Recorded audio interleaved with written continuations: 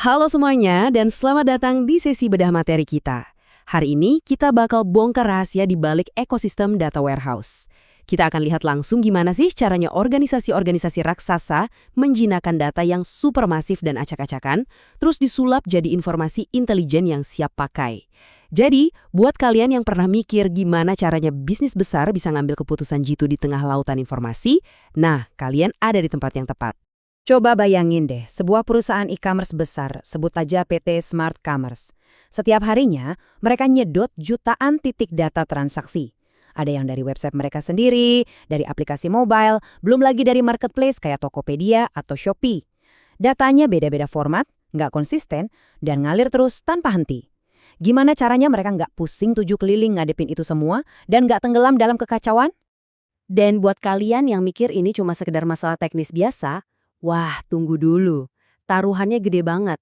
Berdasarkan data yang kita punya, ngendelin data yang buruk atau nggak akurat, itu bisa bikin perusahaan di Amerika Serikat rugi rata-rata sampai 12,9 juta dolar setiap tahunnya. Gila kan? Lebih parahnya lagi, 40% inisiatif bisnis gagal total cuma karena masalah ini. Jadi, ini tuh benar-benar ancaman nyata buat nyawa sebuah bisnis. Ini dia rute perjalanan kita hari ini. Kita bakal mulai dari pusingnya ngadepin kekacauan data mentah, masuk ke mesin utamanya yaitu ETL, lanjut bahas strategi integrasi, ngelihat apa aja tantangan dan biayanya, sampai akhirnya tiba di tujuan akhir kita, keputusan bisnis yang akurat. Oke, kita langsung masuk aja ke bagian pertama. Gimana sih realitas data bisnis di lapangan sebelum semuanya rapih? Jadi gini, ada perbedaan yang benar-benar mencolok. Di satu sisi, kita punya sistem operasional atau RLTP. Sistem ini emang jago banget buat nyatet puluhan ribu transaksi harian secara real time. Tapi, coba deh suruh sistem ini bikin analitik historis yang rumit buat jajaran eksekutif, pasti bakal langsung kewalahan atau malah bikin sistemnya lambat.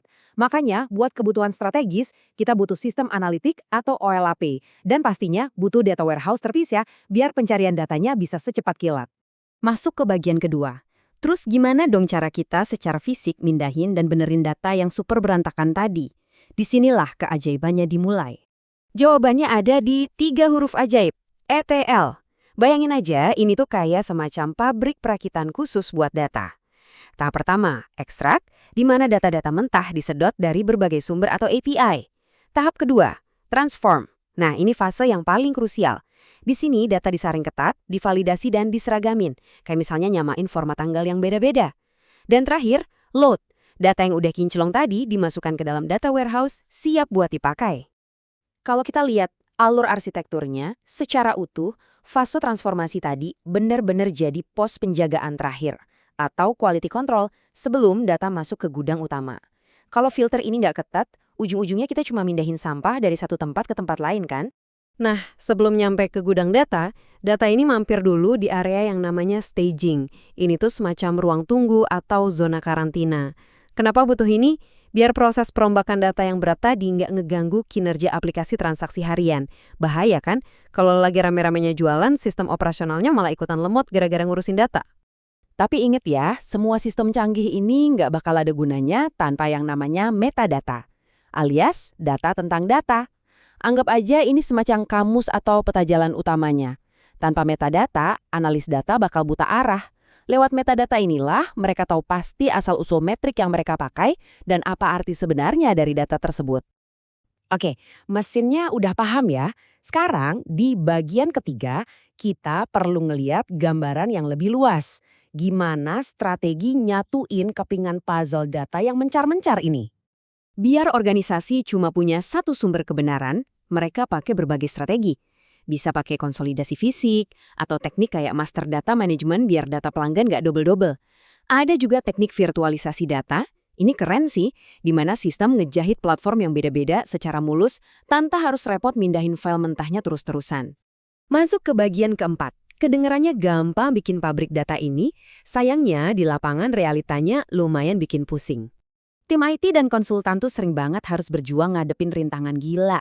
Mulai dari harus nyambungin sistem-sistem jadul yang keras kepala, beresin kualitas data awal yang benar-benar hancur, sampai ngatur metadata yang berserakan di perusahaan raksasa. Tapi fakta yang paling menarik, mengatur teknologi itu seringnya jauh lebih gampang daripada ngatur politik perusahaannya. meyakinkan petinggi buat ngasih dana, dan bikin estimasi budget yang presisi. Nah, itu dia PR terbesarnya. Akhirnya, kita sampai di bagian kelima. Terus ngapain dong kita repot-repot ngelewatin semua drama teknis dan politis tadi? Apa sih benefitnya buat bisnis? Jawabannya murni ada di kualitas hasilnya. Pipeline ETL yang dibangun dengan benar bakal ngasilin metrik yang spektakuler. Bayangin, tingkat akurasinya bisa nembus 95% lebih. Data krusialnya lengkap 100%, dan konsistensi antar sistem nyampe 99%. Semua ini diupdate dalam waktu kurang dari 24 jam. Kondisi inilah yang bikin para bos bisa ngambil keputusan yang super cepat dan strategis tanpa ragu-ragu. Sebagai penutup, coba deh renungin pertanyaan ini. Apakah strategi perusahaan Anda saat ini benar-benar dibangun di atas fondasi data warehouse yang solid dan menyatu? Atau jangan-jangan selama ini organisasi Anda cuma bikin tebakan-tebakan mahal yang didasari sama data yang terfragmentasi dan berantakan? Pikirin deh. Terima kasih banget udah ngikutin sesi bedah materi kita kali ini dan terus gali wawasan dari data kalian ya. Sampai jumpa!